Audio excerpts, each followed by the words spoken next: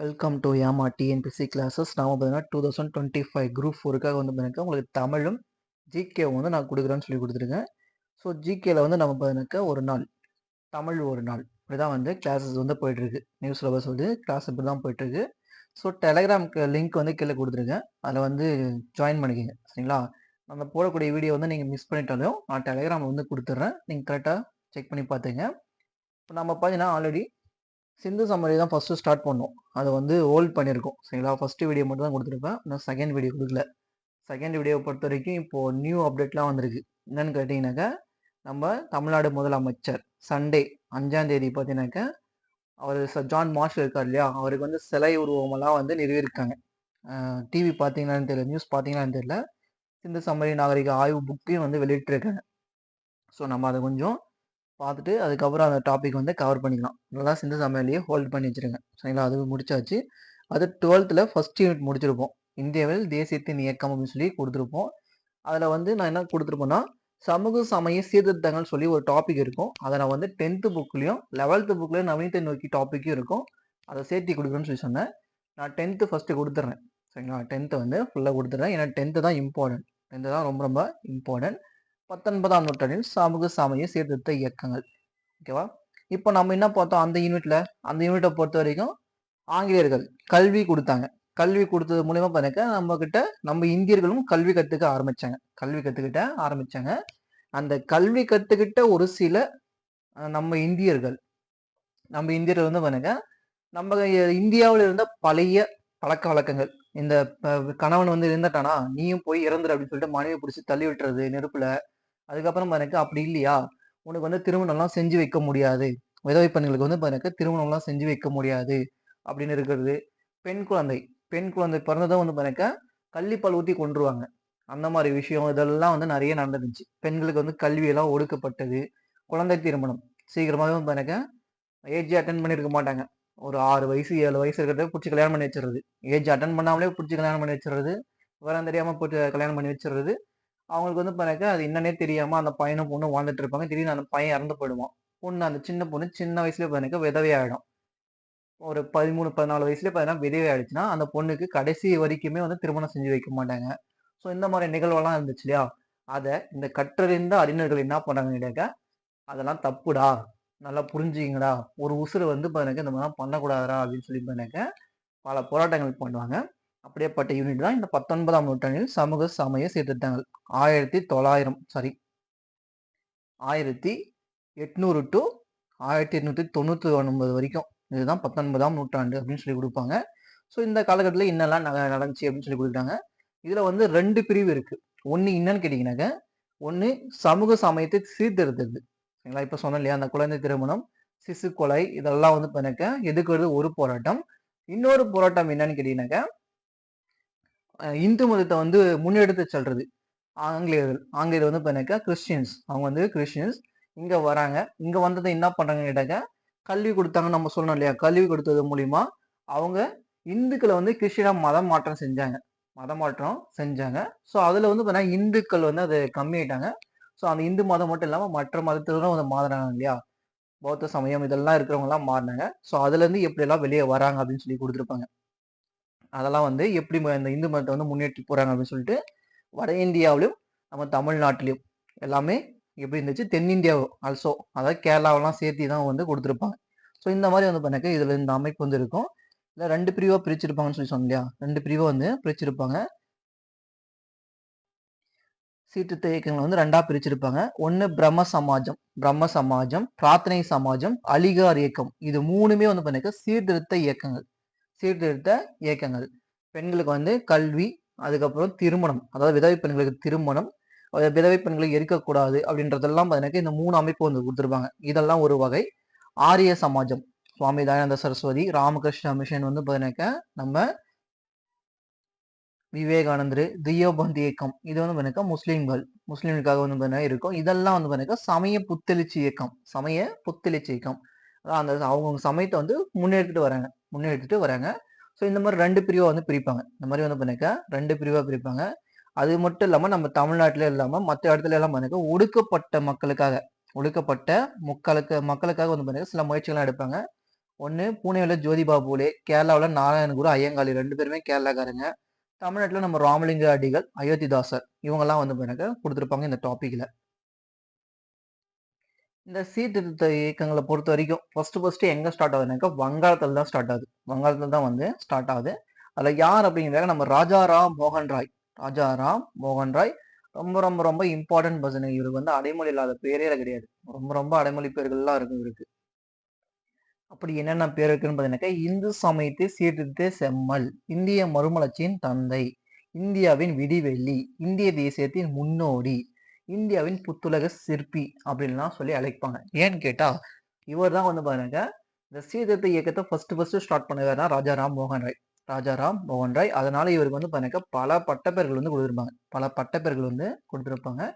So இவர் வந்து பாருங்க ஆரம்பத்துல இருந்து இந்த பெண் சிசு கொலை, பெண் குழந்தை பிறந்துச்சா அதை பிடிச்சா அப்படியே கொன்றுவாங்க, அதுக்கெல்லாம் வந்து எதிர்த்து போராட்டம் பண்ணியிருப்பாரு.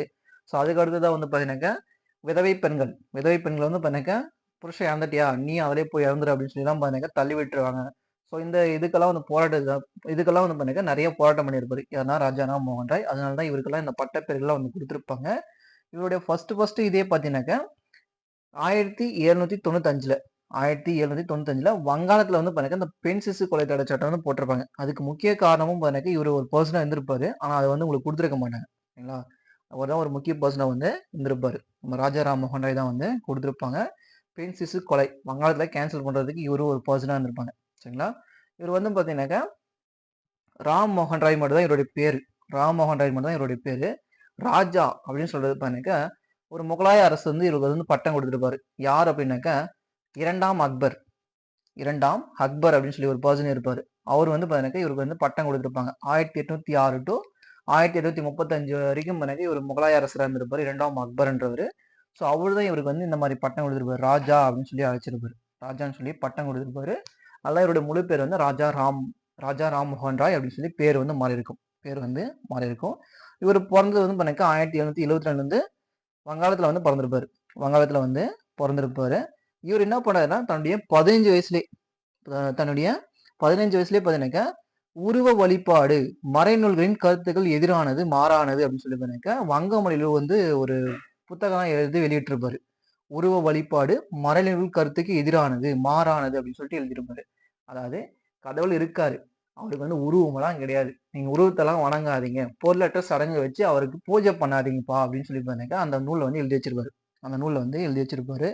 அதுக்கப்புறம் வந்து பார்த்தீங்கன்னா பல மொழிகள் வந்து கத்துருந்துருப்பாரு. இவர் வந்து பல மொழிகள்லாம் வந்து கத்துருந்துருப்பாரு. அரபிக்கு, பாரசீகம், சமஸ்கிருதம், வங்காளம், ஆங்கிலம், பிரெஞ்சு, ஹிந்தி, லத்தீன், கிரேக்கம் அப்படின்னு சொல்லக்கூடிய எல்லா மொழியும் வந்து கத்துருந்துருப்பாரு. இவர் எல்லா மொழியும் வந்து கத்துருந்துருப்பாரு. 1820 பார்த்தீங்கன்னா இயேசுவின் போதனை வந்து ஆய்வு செய்வார். அப்போ ஆங்கிலேயர்கள் இருந்தாங்க, கிறிஸ்டின்ஸ் அவங்கலாம். ஸோ அவங்க என்ன பண்ணுவாங்க இந்த இயேசு எப்படி இருந்தாரு அப்படின்னு சொல்லி எல்லாம் பார்த்தா, ஏன்னா அவங்க ஒரே ஒரு கடவுள் தான் கும்பிட்டு இருப்பாங்க. ஏன்னு கேட்டா இயேசு மட்டும் தான் கும்பிட்டுருப்பாங்க. நம்ம ஆளுங்க என்ன பண்ணுவாங்க இந்தியர் அப்படின்னாக்கா அதாவது பார்த்தீங்கன்னாக்கா சிவன், பெருமாள், முருகன், பிள்ளையாரு, அதுக்கப்புறம் பார்த்தீங்கன்னாக்கா திருமால், இந்த மாதிரி பார்த்தீங்கன்னாக்கா நிறைய ஆண் பெண்கள் தெய்வம் சொல்லி நாம் வாங்கிட்டு இருக்கோம். ஆனால் அவங்க ஒரே கடவுள் தான் சொல்லி வாங்கிட்டு இருப்பாங்க. ஸோ அதுக்காக வந்து பார்த்தீங்கன்னாக்கா அதை எழுதுறாரு. அதை பற்றி ஆராய்ச்சி பண்றாரு. அதை ஆராய்ச்சி பண்ணி அமைதிக்கும் ஆனந்தத்திற்கும் வழிகாட்டி அப்படின்னு சொல்லி நூலை வந்து பார்த்தீங்கன்னாக்கா இயேசுடைய கொள்கையை பற்றி வெளியிடுறாரு. இயேசுடைய கொள்கையை பற்றி அமைதிக்கும் ஆனந்தருக்கும் வழிகாட்டி அப்படின்னு சொல்லி நூலை வந்து பார்த்தீங்கன்னா 1820 வந்து வெளியிட்டிருப்பாரு. 1820 வெளியிட்டிருப்பாரு. ஸோ இவருக்கு வந்து பார்த்தீங்கன்னா ஏன் இந்த ஈடுபாடு வருது அப்படின்னு கேட்டாக்கா 1811 அவர் சின்ன வயசா இருக்கப்பவே 1811 பார்த்தீங்கன்னாக்கா அவங்க அண்ணன் வந்து இறந்திருப்பாங்க. அவங்க அண்ணன் இறந்த உடனே அவங்களுடைய ஒய்ஃப் இருக்காங்க இல்லையா, அண்ணனுடைய ஒய்ஃப், இவருடைய அண்ணி, அவங்களையும் வந்து பார்த்தீங்கன்னாக்கா இந்த போட்டு எரிச்சிருப்பாங்க. அதுதான் சதி அப்படின்னு சொல்லுவாங்க. சதி என்னும் உடன்கட்டை ஏறுதல் அப்படின்வாங்க இல்லையா, அதுதான். கணவன் இறந்துட்டாங்கன்னா மனைவியும் வந்து இறந்துடணும். மனைவியும் வந்து பார்த்தீங்கன்னா அவங்களுடைய இறந்துடணும். ஸோ இந்த நிகழ்வை கண்ணில் பார்க்குறாரு, கெஞ்சுறாரு. அவங்க அப்பா கிட்ட, அவங்க அம்மா கிட்ட எல்லாருக்கிட்டையும் போய் கெஞ்சுறாரு. நம்மலாம் பண்ணாதீங்க, ஒரு உயிரை இருக்காதீங்க அப்படின்னு சொல்லி பார்த்தீங்கன்னா கெஞ்சுறாரு. இருந்தாலே அவங்க போட்டு எரிச்சு விட்டுறாங்க. ஸோ இந்த தாக்கம் தான் அவருக்கு வந்து பார்த்தீங்கன்னா மிகப்பெரிய தாக்கமாக அமையுது. இதை வச்சு தான் அவர் வந்து அடுத்தடுத்து இது பண்ணணும் அப்படின்னு சொல்லிட்டு வராரு. 1815 வந்து பார்த்தீங்கன்னா கல்கத்தாவில் ஆத்மீய சபா அப்படின்னு சொல்லிட்டு ஒரு சபா வந்து தோற்றுவிப்பாரு. ஆத்மீய சபா அப்படின்னு சொல்லிட்டு ஒரு சபா வந்து தோற்றுவிப்பாரு. அதுதான் வந்து எனக்கு பின்னாடி 1828ல அது வந்து எனக்கு பிரம்ம சமாஜமா வந்து மாறி இருக்கும். பிரம்ம சமாஜம் அப்படின்னு சொல்லி பேர் மாறி இருக்கும். அந்த பிரம்ம சமாஜம் தான் இங்க கொடுத்துருப்பாங்க உங்களுக்கு. சரிங்களா? ஆத்மீய சபான்னு சொல்லி ஸ்டார்ட் பண்ணியிருப்பாரு. 1815 அந்த ஆத்மீய சபான்னு சொல்லி ஸ்டார்ட் பண்ணியிருப்பாரு. அதுக்கப்புறம் 1828ல வந்து எனக்கு அது வந்து பேரை மாத்திருப்பாரு. பிரம்ம சமாஜம் சொல்லி பேரை மாத்திருப்பாரு. இந்த பிரம்ம சமாஜத்துக்கு கிரியேட் பண்றதுக்கு முன்னாடியே வந்து பாருங்க, கடவுள் இருக்காருப்பா. கடவுள் ஒருத்தர் தான். அவருக்கு வந்து உருவமெல்லாம் எதுவும் கிடையாது. கடவுள்னு இருக்காரு. அவருக்கு தேவையில்லாம இந்த பொருளற்ற சடங்கு அப்படின்னு கேட்டாக்கா, ஹோமம் நடத்தணும். ஹோமம் வச்சு பண்றது, இந்த பூஜை எல்லாம் பண்றது, புனஸ்காரம் பண்றது, இதெல்லாம் வந்து பண்ணாதீங்க. கடவுள் வந்து அதெல்லாம் கேட்கல அப்படின்னு சொல்லிட்டு நிறைய சொல்லியிருப்பாரு. சிற்றேடுகள்லாம் வந்து வெளியிட்டிருப்பாரு. சிற்றேடுகள்லாம் வந்து எனக்கு வெளியிட்டிருப்பாரு. மறைநூல்கள் அனைத்துமே மறைநூல்கள் அனைத்துமே வந்து பாருங்க ஒரு கடவுள் கோட்பாடை தான் வணங்குது, உபயோகிக்குது அப்படின்னு சொல்லி பாருங்க இவர் வந்து சொல்லியிருப்பாரு. இந்த சமூக பிரச்சனை நடந்துச்சு இல்லையா, உடன்கட்டை ஏறுதல், குழந்தை திருமணம், பலதார மனம் போன்ற மரபுகள்லாம் எனக்கு குறித்து இவர் வந்து எனக்கு சிற்றேடுகள்லாம் வந்து வெளியிட்டிருப்பாரு. சிற்றேடுகள்லாம் வந்து நிறைய வெளியிட்டிருப்பாரு. ஆங்கில அரசுக்கு வந்து நிறைய விண்ணப்பம் வந்து கொடுத்தவர் யாருன்னா இவர் தான். இதை வந்து ஒழிங்க, இந்த சதி பழக்கத்தை வந்து எப்படியா ஒழிச்சிருங்க அப்படின்னு சொல்லி எனக்கு நிறைய விண்ணப்பம் வந்து கொடுத்துருப்பாரு. அது மூலியமா வில்லியம் பெண்டிங் பிரபு பார்த்தீங்கன்னாக்கா 1829ல இந்த சதி எனும் உடன்கட்டை பழக்கத்தை வந்து ஒழித்து சட்டம் ஏற்றுவாரு. எங்கன்னா வங்காளத்துல மட்டும். அதுக்கப்புறம் வந்து எனக்கு 1858ல தான் வந்து எனக்கு விக்டோரியா மகாராணி காலத்துல இந்தியா முழுசும் வந்து அழிக்கப்பட்டிருக்கும். 1829ல சதி என உடன்கட்டை ஏறும் பழக்கத்தை வந்து ஒழிச்சவர் யாருன்னா வில்லியம் பெண்டிங் பிரபு. அதுக்கு ஒரு முக்கிய பர்சனா இருந்தவர் யாருன்னாக்கா நம்ம ராஜாராம் மோகன் ராய் தான் வந்து எனக்கு ஒரு பர்சனா இருந்திருப்பாரு. அந்த காலத்துல பெண் அடிமைத்தனம் வந்து அதிகமா இருந்திருக்கும். பெண் அடிமைத்தனம்லாம் வந்து அதிகமா இருந்திருக்கும். ஆண்கள் வந்து பெண்களை வந்து கீழானவங்க வந்து நடத்தியிருப்பாங்க. ஸோ இதெல்லாம் வந்து எதிர்த்து தான் நிறைய போராட்டம் பண்ணியிருப்பாரு. பெண்களுக்கு கல்வி வேணும் அப்படின்னு சொல்லிலாம் இவர் வந்து கருத்தை வந்து முன் வச்சிருப்பாரு. ஓகேவா? இவர் வந்து பாருங்க ஆங்கில கல்வி ஏத்துக்க சொல்லி ஆண்களும் பெண்களும் ஆங்கில கல்வி ஏத்துக்க சொல்லி நிறைய போராட்டம் பண்ணியிருப்பாரு. மேலை நாட்டு அறிவியலும் அறிமுகம் செய்வது வந்து முழுமையா ஆதரிச்சிருப்பாரு இவரெல்லாம். மேலை நாட்டு அறிவியல் கல்வி வந்து ஏத்துக்குங்க, அதெல்லாம் நல்லதுதான் அப்படின்னு சொல்லி வந்து இவர் கொடுத்திருப்பாரு. அதுக்கப்புறம் தான் அந்த ஆத்மீய சபா வந்து பாத்தீங்கன்னா 1815 ஸ்டார்ட் பண்றாரு இல்லையா, 28ல வந்து பிரம்ம சமாஜம் சொல்லி மாறி இருக்கும். பிரம்ம சமாஜம் சொல்லி மாறி இருக்கும். அந்த பிரம்ம சமாஜம்ன்றது வந்து பாத்தீங்கன்னா இங்க நிறுவின்னு சொல்லி கொடுத்துருப்பாங்க. சரிங்களா? அதுதான் வந்து அப்படியே மாறி இருக்கும். சரிங்களா?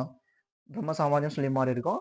அதுக்கப்புறம் பாத்தீங்கன்னா ஆகஸ்ட் 20 அதே 1828 ஆகஸ்ட் 20ஆம் நாள்ல பாத்தீங்கன்னா கல்கத்தாவில் அந்த ஆத்மீய சபா தோற்றுவிக்கப்பட்டதும் கல்கத்தா தான். அந்த கல்கத்தாவில் என்ன பண்றாருன்னா ஒரு கோயிலை வந்து கட்டுறாரு. ஒரு கோயிலை கட்டிட்டு அதுல வந்து சிலையெல்லாம் எதுவும் வைக்கல.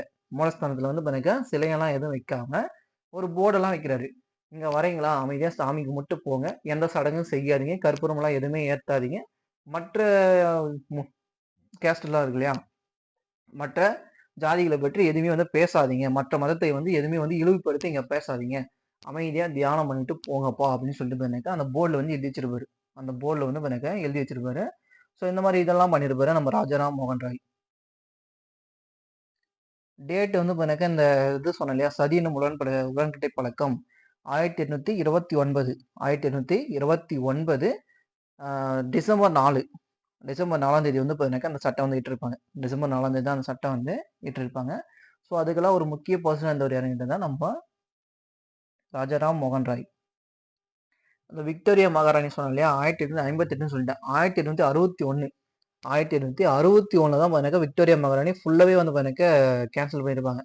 இந்தியா முழுசுமே பார்த்தீங்கன்னாக்கா அந்த சதி எனும் பழக்கம் வந்து இருக்கக்கூடாது அப்படின்னு சொல்லிட்டு 1861 வந்து சொல்லியிருப்பாங்க. தப்பா சொல்லிட்டேன், சாரி. ஸோ இந்த மாதிரிலாம் வந்து நிறைய பண்ணியிருப்பாரு. அதுக்கப்புறம் வந்து பார்த்தீங்கன்னா இவர் வந்து இறந்திருப்பாரு. 1833 வந்து இறந்திருப்பாரு. 1833 வந்து இறந்ததுக்கு அப்புறம் இந்த பிரம்ம சமாஜத்தை வந்து யார் டேக் ஓவர் பண்ணிக்கிறாருன்னு நம்ம கவிஞர் இருக்கார் இல்லையா, ரவீந்திரநாத் தாகூர் அவருடைய அப்பாவான தேவேந்திரநாத் தாகூர் என்ன பண்ணுவாருன்னு கேட்டாக்க இதை வந்து பொறுப்பேற்றுக்குவாரு. ஸோ அவர் வந்து எனக்கு இந்த நம்பிக்கையை பற்றி எனக்கு 4 கொள்கையை வந்து வெளியிட்டிருப்பாரு. தொடக்கத்துல எதுவுமே இல்லை, கடவுள் ஒண்ணுதான், கடவுள் வந்து ஒரே ஒரு கடவுள் மட்டும் தான் இருக்காரு, அவரே உலகத்தை படைத்தார் அப்படின்னு சொல்லி கொடுத்துருப்பாங்க. பூமி என்ன உருவானதப்போ எனக்கு எதுவுமே இல்லை, கடவுள் ஒருத்ததான் வந்து இருந்திருப்பாரு அப்படின்னு சொல்லி எல்லாம் கொடுத்துருப்பாங்க. அவர் ஒருவரே உண்மையின் எல்லையற்ற ஞானத்தின் நற்பண்பின் சக்தியின் கடவுளாவார், அவரே நிலையானவர், எங்கும் நிறைந்திருப்பவர், அவருக்கிணை யாரும் இல்லை அப்படின்லாம் வந்து கொடுத்துருப்பாரு. அவருக்கிணை வந்து யாருமே இல்லை அப்படின்னு சொல்லி கொடுத்துருப்பாரு. நம்முடைய வீடு பேறு இப்பிறவியிலும் அடுத்த பிறவிலும் அவரை நம்புவதையும் அவரை வணங்குவதையும் சார்ந்துள்ளது. கடவுளை வணங்குறது தான் எல்லாமே வந்து நடக்குது அப்படின்னு சொல்லி தான் இவர் வந்து குறிப்பிட்டிருப்பாரு. அவரை நம்புவது என்பது அவரை நேசிப்பதிலும் அவர் விரும்பதை செய்யப்படுவதிலும் அடங்கி உள்ளது அப்படின்னு சொல்லிலாம் எனக்கு அந்த 4 கருத்த வந்து நம்ம தேவேந்திரநாத் தாகூர் வந்து குறிப்பிட்டிருப்பாரு. தேவேந்திரநாத் தாகூர் வந்து குறிப்பிட்டிருப்பாரு. இந்த அமைப்புல அதுக்கப்புறம் எனக்கு கேசவ் சந்திர சென் அப்படின்னு சொல்லிட்டு ஒரு பர்சன் வந்து நம்ம பெருமுயற்சி நடந்துச்சு இல்லையா? 1857 அந்த வருஷம் வந்து பாத்தீங்கன்னா ஜாயின் ஆவாரு. அவர் வந்து பாத்தீங்கன்னா இந்த அமைப்புல வந்து ஜாயின் ஆவாரு. நம்ம தேவேந்திரநாத் தாகூர் பாத்தீங்கன்னா ஒரு மிதவாதி. மிதவாதி அப்படின்னு கேட்டீங்கன்னா, அமைப்பு வந்து பொறுமையா எடுத்துட்டு போணும். எந்த ஒரு பிரச்சாரமும் அதிகமாலாம் பண்ணக்கூடாதுன்னு சொல்லிட்டு பொறுமையா போறாரு. ஆனா சில இளைஞர்கள்லாம் என்ன பண்ணாங்கன்னாக்கா, அதெல்லாம் சரிப்பட்டு வராது. நம்ம தீவிரவாதமா செயல் பண்ணணும் அப்படின்னு சொல்லி பார்த்தீங்கன்னா நெறைய இது பண்ணுவாங்க. அப்படியேப்பட்ட ஒரு பெர்சன் தான் இந்த கேசவ் சந்திரசென். இந்த கேசவ் சந்திரசென் வந்து வராரு பெரும்புரட்சி அப்போ. இவங்களுக்குள்ள ஒரு சின்ன வாக்குவாதம் ஆயிட்டு 9 வருஷத்திலே 1866ல வந்து பார்த்தீங்கன்னா பிரம்ம சமாஜின் உறுப்பினர் வந்து பிளவு ஏற்பட்டுரும். நம்ம ராஜா ராம்மோகன் ராய் கிரியேட் பண்ண பிரம்ம சமாஜம் இப்ப வந்து 2ஆ பிரியுது. இப்ப வந்து பார்த்தீங்கன்னா 1866 வந்து 2ஆ பிரியுது. அதுல ஒண்ணு பார்த்தீங்கன்னா இந்திய பிரம்ம சமாஜம். இந்திய பிரம்ம சமாஜம் அப்படின்னு கேட்டீங்கன்னாக்கா, நம்ம கேசவ சந்திரசேன் இருக்கார் இல்லையா? அவர் பின்னாடி வரவங்க எல்லாம் வந்து பார்த்தீங்கன்னா இந்திய பிரம்ம சமாஜம்னு சொல்லி உருவாக்கிட்டாங்க. அமைப்பு வந்து கிரியேட் பண்ணிட்டாங்க. நம்ம பழைய அமைப்பு இருக்கு இல்லையா? பிரம்ம சமாஜம். அது தேவேந்திரநாத் கிரியேட் பண்ணிட்டார் இல்லையா? ஸோ அந்த தேவேந்திரநாத் இருக்கக்கூடிய பகுதி எல்லாமே பார்த்தீங்கன்னா ஆதி பிரம்ம சமாஜம். பழைய பிரம்ம சமாஜம்னு சொல்லிட்டு பார்த்தீங்கன்னா 2ஆ பிரிஞ்சிருக்கும். 2ஆ பிரிஞ்சு அவங்கவங்க அமைப்பு வந்து செயல்பட்டுட்டு இருப்பாங்க. இந்த இந்திய பிரம்ம சமாஜத்து தலைவர் பார்த்தீங்கன்னா நம்ம கேசவ சந்திரசேன். கேசவ சந்திரசேன் இருக்காரு. இவருடைய முக்கிய குறிக்கோள் என்ன? குழந்தை பெண்களுக்கு வந்து திருமணம் செஞ்சு வைக்கக்கூடாதுன்ட்டு தான். அப்படி இருக்கிறப்போ, அதனுடைய தலைவரான கேசவ சந்திரசேன் என்ன பண்றாருன்னு தன்னுடைய மகள தன்னுடைய 14 வயது மகள 14 வயசு பொண்ணு என்ன பண்றாருன்னு கேட்டாக்கா, இந்திய இளவரசருக்கு ஒருத்தருக்கு கல்யாணம் பண்ணி வச்சுறாரு. என்னடா நாமளே வந்து குழந்தை திருமணத்தை எதிர்த்து போராடிட்டு இருக்கோம். இவன் என்னடான்னு கேட்டாக்கா, அவன் பொண்ண சின்ன பொண்ண போய் கல்யாணம் பண்ணிக்கிறான்னு சொல்லிட்டு, அதுல இருந்து மக்கள் வந்து 2ஆ பிரிஞ்சு போயிடுறாங்க. இந்திய பிரம்ம சமாஜ்ல இருந்து 2ஆ பிரிஞ்சு போயிடுறாங்க. ஒண்ணு வந்து எனக்கு சாதாரண சமாஜ், இன்னொன்னு இந்திய பிரம்ம சமாஜம் அப்படின்னு சொல்லி பிரிஞ்சுக்குது. சரிங்களா? இந்த பிரம்ம சமாஜம் இப்ப 3 பிரிவா பிரிஞ்சுச்சு. ஒண்ணு ஆதி பிரம்ம சமாஜம் தேவேந்திரநாத் தாகூர் கையில, இந்திய பிரம்ம சமாஜம் வந்து நம்ம கேசவ சந்திர சென் கீழ, சாதாரண சமாஜம்னு சொல்லிட்டு மக்கள் வந்து பிரிஞ்சு போயிட்டாங்க. அதுல இருந்து மக்கள் வந்து பிரிஞ்சு போயிட்டு இருப்பாங்க. ஸோ இந்த மாதிரி வந்து பிரம்ம சமாஜம் வந்து நிறைய பிரிஞ்சு போயிருக்கும். அதே போல வங்காளத்துல இன்னொரு பர்சனும் வருவாரு. இன்னொரு பர்சனும் வந்து வருவாரு. யார் அப்படின்னாக்கா ஈஸ்வர சந்திர வித்யாசாகர். ஈஸ்வர சந்திர வித்யாசாகர் அப்படின்னு சொல்லிட்டு இவர் வருவாரு. இவரு ரொம்ப ரொம்ப இம்பார்ட்டன்ட். நம்ம ராஜா ராம்மோகன் ராய் எப்படி வந்து சதி பழக்கத்துக்கு எதிராக போராட்டம் பண்ணாரோ அது போல இவர் வந்து பாருங்க விதவை பெண்களுக்கு திருமணம் செய்து வைக்கலாம். விதவை பெண்களுக்கு வந்து பாருங்க திருமணம் செய்யலாம் அப்படின்னு சொல்லிட்டு நிறைய போராட்டம் பண்ணியிருப்பாரு. நம்ம நம்ம பிரம்ம சமாஜருடைய ஆட்கள் இருக்காங்க இல்லையா? ராஜாராம் மோகன் ராய், தேவேந்திரநாத் தாகூர், அதுக்கப்புறம் கேசவ சந்திர சிங், இவங்க எல்லாருமே என்ன பண்ணாங்கன்னாக்கா மேலை நாட்டு அறிவியலை தான் எடுத்து வந்து கொடுக்குறாங்க. மேலை நாட்டு கல்வி மூலியமா தான் வந்து இந்த மாதிரி எல்லாம் இருக்கு அப்படின்னு சொல்லி கொடுத்துருக்காங்க. அவங்கலாம் வந்து எரிக்கிறதெல்லாம் கிடையாது. நீங்க தானே இந்திய மக்கள் தான் இந்த மாதிரிலாம் பண்ணீங்கன்னு சொல்லிட்டு எடுத்து வந்து சொல்றாங்க. ஆனா நம்ம கேசவ சந்திர என்ன சொல்றாருன்னு மறைநூல்கள், நம்மளுடைய இந்து மறைநூல்கள் இருக்கு இல்லையா? ரேக், கெது, ஜாம, அதர்வானன்னு சொல்லி இருக்கு இல்லையா? மறைநூல்கள், வேதகால நூல்கள், அந்த நூல்களை எடுத்து வச்சு இதுல எங்கடா குறிப்பிட்டிருக்காங்க? உங்களுக்கு வந்து இந்திய மக்கள் வந்து பாருங்க உனக்கு புருஷன் இறந்துட்டானா நீயும் போய் இறந்து விடு அப்படின்னு சொல்லிட்டு உனக்கு எங்கடா கொடுத்துருக்காங்க? நீ காமிடு அப்படின்னு சொல்லிட்டு பாருங்க வாதிட்டு இருப்பாரு. யார் அப்படின்னு நம்ம ஈஸ்வர சந்திர வித்யாசாகர். இந்து மறைநூல்களை முற்போக்கானவை அப்படின்னு சொல்லி வந்து கேட்டிருப்பாரு. விதைகள் வந்து எரிப்பதும் மறுமணத்தை தடை செய்வதும் ஏற்றுக்கொள்ளப்படவில்லை என்பதை மறைநூல்கள் வந்து சான்றா முன்வைத்தவர் யாருங்கிறது ஈஸ்வர சந்திர வித்யாசாகர். மற்றவங்க எல்லாம் அந்த கிறிஸ்டின் எடுத்து வந்து கொடுப்பாங்க. ஐரோப்பியர்களுடைய முறையை வந்து எடுத்து வந்து கொடுப்பாங்க. ஆனா இவர் இந்து மறைநூல்களே அப்படி கிடையாதுடா அப்படின்னு சொல்லிட்டு சான்று எடுத்து வைப்பாரு. சான்று எடுத்து வந்து வைப்பாரு. ஸோ இது மூலயமா வந்து எனக்கு இவர் வந்து நிறைய ஃபேமஸ் ஆவாரு. அதுக்கப்புறம் எனக்கு சிறு நூல்கள் எல்லாம் வந்து வெளியிட்டிருப்பாரு. நம்ம ராஜா ராம்மோகன் ராய் சிற்றேடுகள் வெளியிட்டிருப்பாரு. இவரும் சிறு நூல்கள்லாம் வந்து வெளியிட்டிருப்பாரு. சிறு நூல்கள்லாம் வந்து வெளியிட்டிருப்பாரு. பெண் கல்விக்கு இவரும் வந்து முக்கியத்துவம் கொடுத்திருப்பாரு. பெண் கல்விலாம் முக்கியத்துவம் கொடுத்திருப்பாரு. பெண்களுக்காக பள்ளிகள் நிறுவப்பட உதவிகள்லாம் வந்து அதிகமா செஞ்சிருப்பாரு நம்ம ஈஸ்வர சந்திர வித்யாசாகர். சரிங்களா? சிறு வயதிலே பெண்களின் வாழ்வை மேம்படுத்துறதுக்காக தன் வாழ்க்கை ஃபுல்லா அர்ப்பணித்தவர் யாருன்னு ஈஸ்வர சந்திர வித்யாசாகர் தான். ஈஸ்வர சந்திர வித்யாசாகர். இவருடைய பேர் வந்து ஈஸ்வர சந்திரர். ஈஸ்வர சந்திரர் தான். வித்யாசாகர் அப்படின்னு இவருடைய கல்வி புலைமைக்காக தான் இவருடைய பேர் பட்டப்பேர் வந்து கொடுத்திருப்பாங்க. வித்யாசாகர்ன்றது பட்டப்பேர் வந்து கொடுத்திருப்பாங்க. அங்க எப்படி ராஜான்னு சொல்லிட்டு 2ஆம் அக்பர் கொடுத்தாரு. அந்த மாதிரி இவர் வந்து கல்வியில புலமை பெற்றிருந்தால வித்யாசாகர். வித்யானாக்க அந்த சரஸ்வதியுடைய இன்னொரு பேர் தானே வித்யா அப்படின்னு சொல்லி எனக்கு இருக்கும் இல்லையா? அதுக்காக வந்து பிறகு வித்யாசாகர் அப்படின்னு சொல்லி கொடுப்பாங்க. ஈஸ்வர சந்திரர் தான் இவருடைய இயற்பெயர் அவ்வளவுதான். சரிங்களா? ஸோ இவர் என்ன பண்றாருன்னு கேட்டாங்க நிறைய சிற்றர்லாம் வெளியிடுறாரு இல்லையா? இவரும் வந்து ஆங்கில அரசுக்கு கேட்கிறாரு. ஆங்கில அரசுக்கு வந்து கேட்குறாங்க. டல்ஹௌசி பிரபு டல்ஹௌசி பிரபு என்ன பண்றாங்கன்னாக்கா 1856ல மறுமண விதவைகள் மறுமண சீர்திருத்த சட்டம் சொல்லி எட்டு வந்து கொடுக்குறாரு. விதவைகள் மறுமண சீர்திருத்த சட்டம் சொல்லி எட்டு வந்து கொடுக்குறாரு. விதவை பெண்கள் திருமணம் செய்ய தகுதி உடையவர்கள் அப்படின்னு சொல்லி கொடுத்துருப்பாங்க.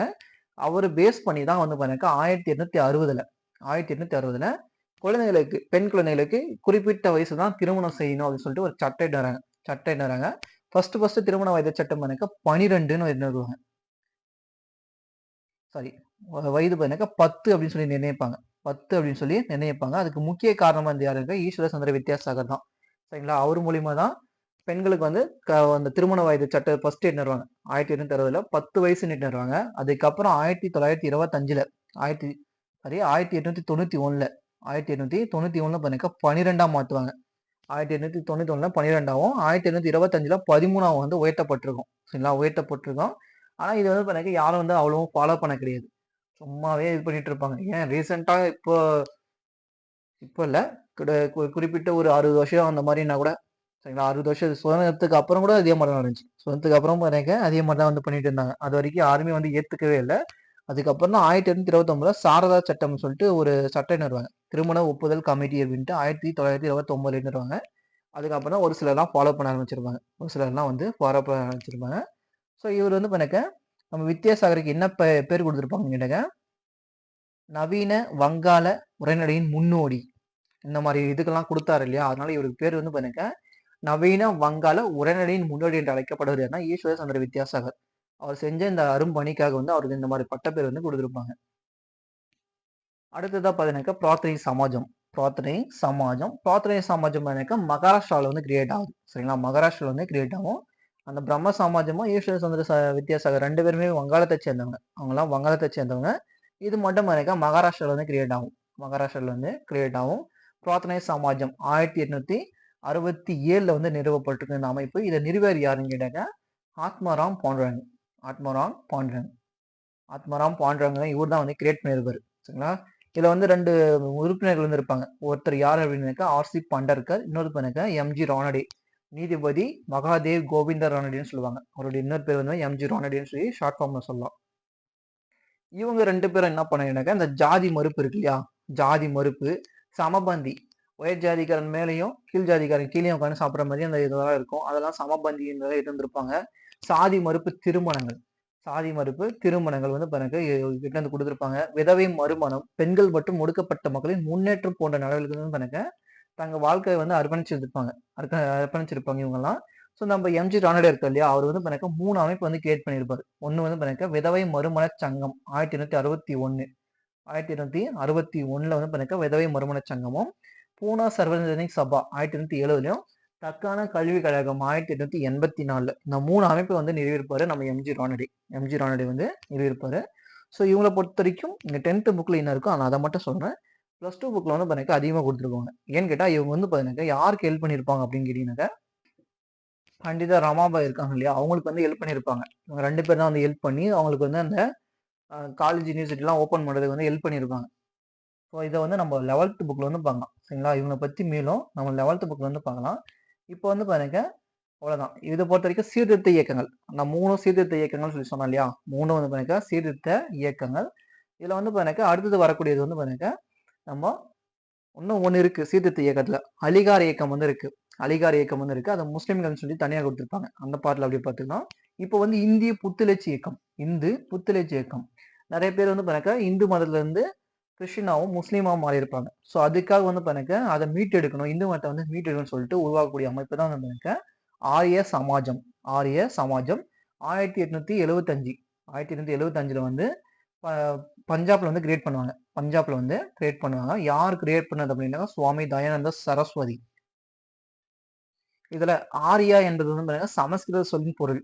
ஆரிய சமாஜம் சொல்லியிருந்தாங்க இல்லையா? அதுல வந்து ஆரியா என்பது வந்து பாத்தீங்கன்னா ஒரு சமஸ்கிருத சொல்லின் பொருள் வந்து பாத்தீங்கன்னா அறிவார்ந்தோர் அமைப்பு. அறிவார்ந்தோர் அமைப்பு அப்படின்னாக்க கடவுளின் குழந்தை அப்படின்னு சொல்லி பொருள். இல்லை அதுதான் ஆரிய சமாஜம்னு சொல்லி இருந்திருப்பாங்க. ஆரிய சமாஜம்னு சொல்லி இருந்திருப்பாங்க. கடவுளுக்கு வந்து கீழ்ப்பணிய வேணும் அப்படின்றதுல இதனுடைய முக்கிய குறிக்கோளா இருக்கும். முக்கிய குறிக்கோளா வந்து இருக்கும். இதுல வந்து பாருங்க பம்பாய் தான் வந்து ஃபர்ஸ்ட் வந்து தலைவனை வச்சிருப்பாங்க. பம்பாய் தான் வந்து பாருங்க தலைவனை வந்து ஸ்டார்ட் பண்ணுவாங்க. அதுக்கப்புறம் வந்து பார்த்தீங்கன்னா லாகூருக்கு வந்து மாத்திடுவாங்க. இது உங்களுக்கு வந்து எக்ஸ்ட்ரா தகவல் இங்க வந்து குடுத்துருக்க மாட்டாங்க. சரிங்களா? இங்க வந்து பஞ்சாப்ல தான் வந்து இருந்துட்டாரு. பஞ்சாப்ல தான் ஸ்டார்ட் பண்ணியிருக்காங்கன்னு சொல்லி குடுத்துருப்பாங்க. ஆனா பாம்பேல தான் ஸ்டார்ட் பண்ணியிருப்பாங்க. பாம்பேல ஸ்டார்ட் பண்ணி அதுக்கப்புறம் அத வந்து பார்த்தீங்கன்னா லாகூருக்கு வந்து மாத்திருப்பாரு. லாகூருக்கு வந்து மாத்திருப்பாரு. இது வந்து பார்த்தீங்கன்னா பஞ்சாப்ல வந்து தலைமையேற்று நடத்துதுன்னு சொல்லி இங்க குடுத்துருப்பாங்க. சரிங்களா? இங்க இருக்கிறத வந்து பாருங்க. இவர் வந்து மேலை கங்கை சமவெளியில வந்து பார்த்தீங்கன்னா திரிஞ்சுட்டு இருப்பாரு. சும்மா பாட்டு பாடிட்டு எல்லா மக்கள்கிட்டயும் பேசிட்டு சுத்தின்னு இருப்பாரு. அதுக்கப்புறம் பார்த்தீங்கன்னா, தன்னுடைய கருத்துக்கள வந்து போதிக்கிறதுக்காக வந்து பார்த்தீங்கன்னா, பஞ்சாப்ல ஒரு இடத்துல வந்து தங்கி நின்றுவாரு. பஞ்சாப்ல வந்து ஒரு இடத்துல வந்து தங்கி நின்றுவாரு. அங்க வந்து பார்த்தீங்கன்னா, சத்யார்த்தா பிரகாஷ்ன்னு சொல்லிட்டு ஒரு நூல் வந்து எழுதுவாரு. அந்த நூல் வந்து பார்த்தீங்கன்னா, எல்லா மக்களாலும் படிக்கப்பட்டதுனால வந்து பார்த்தீங்கன்னா, இவர் வந்து ஃபேமஸ் ஆயிருப்பாரு. சத்யார்த்த பிரகாஷ் நூல் வெளியிடப்பட்ட ஆண்டு பார்த்தீங்கன்னா, 1875 தான். அதே வருஷம் தான் பார்த்தீங்கன்னா, இந்த ஆரிய சமாஜம் அப்படின்ற அமைப்பை வந்து நிறுவியிருப்பாரு.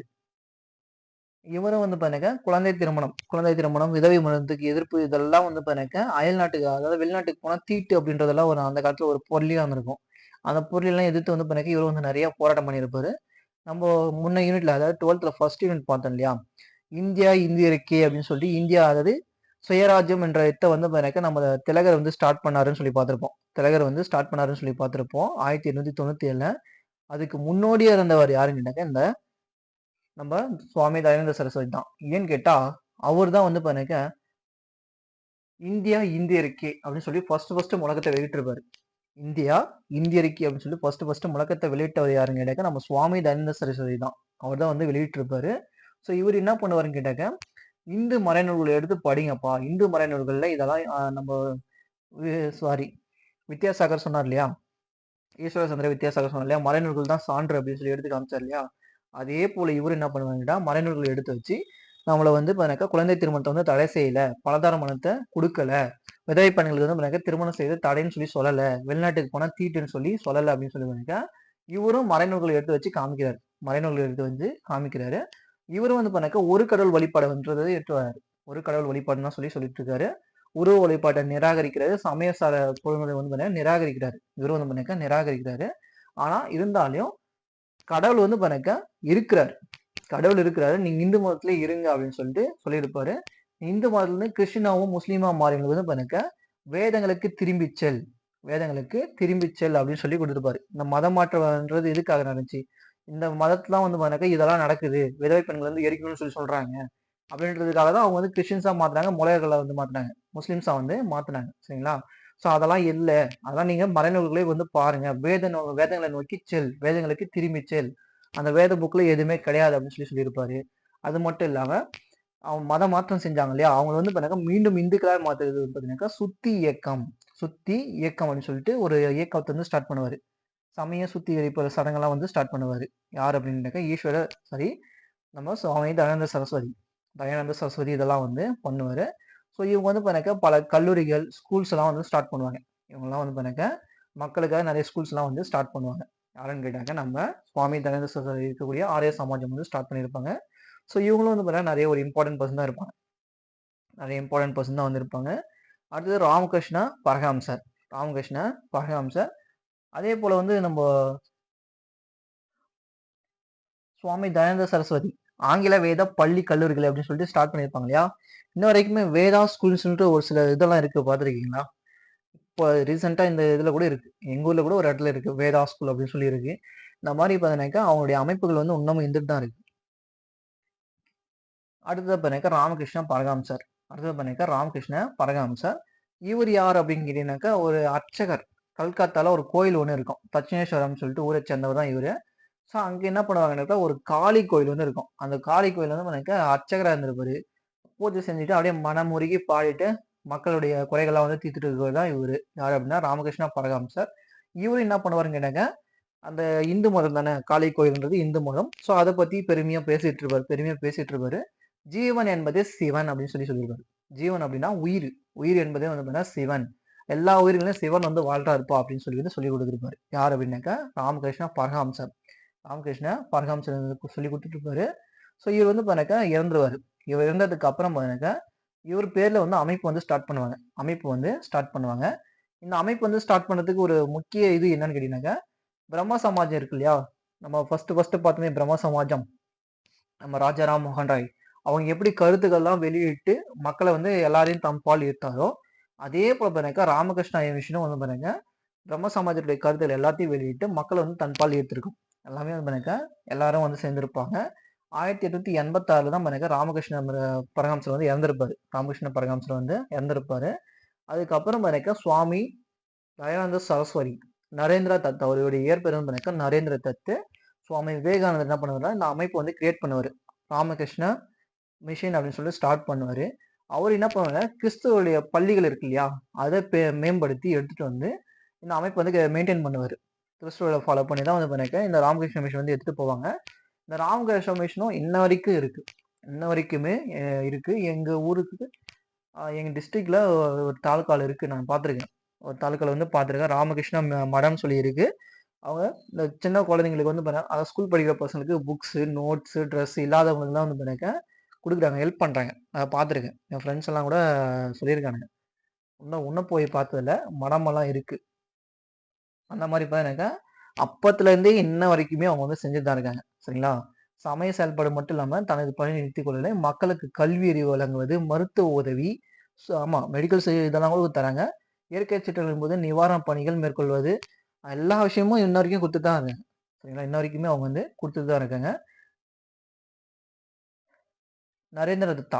நரேந்திரநாத் தத்தான்றது நம்ம ராமகிருஷ்ண பரமஹம்சருடைய முதன்மை செயலரா இருக்கக்கூடிய விவேகானந்தரின் இயற்பெயர் தான் இது இருக்கும். சரிங்களா? இவர் வந்து என்ன பண்றாருன்னு கேட்டாக்கா, படிச்ச மக்களா இருக்காங்க இல்லையா, இளைஞர்கள்லாம் இருக்கு இல்லையா, அவங்கள வந்து தன்பால் ஈர்க்கிறாரு. ஸோ இந்த சமயத்தால வந்து நிறைய பேர் வந்து சோர்வு அடைஞ்சிருப்பாங்க. ஏன்னு கேட்டா, விதவை பெண்களை எரிக்கிறது அதெல்லாம் இருந்துச்சு இல்லையா? ஸோ இதெல்லாம் இது பண்ணணும் அப்படின்றதுக்காக ஒரு மாநாட்டை வந்து கூட்டுறாரு. ஒரு மாநாட்டை வந்து கூட்டுறாரு. எங்க கூட்டுறாரு அப்படின்னாக்க சிகாகோவில் வந்து கூட்டுறாரு. அமெரிக்காவில் இருக்கக்கூடிய சிகாகோவில் 1893 ஒரு மாநாட்டை நடத்தி, உலக சமயம் மாநாட்டை நடத்தி, இந்து சமயம் பற்றி எல்லா தத்துவத்தையும் எல்லா மக்களுக்கும் பரப்புறாரு. எல்லா மக்களும் பரப்புறாரு.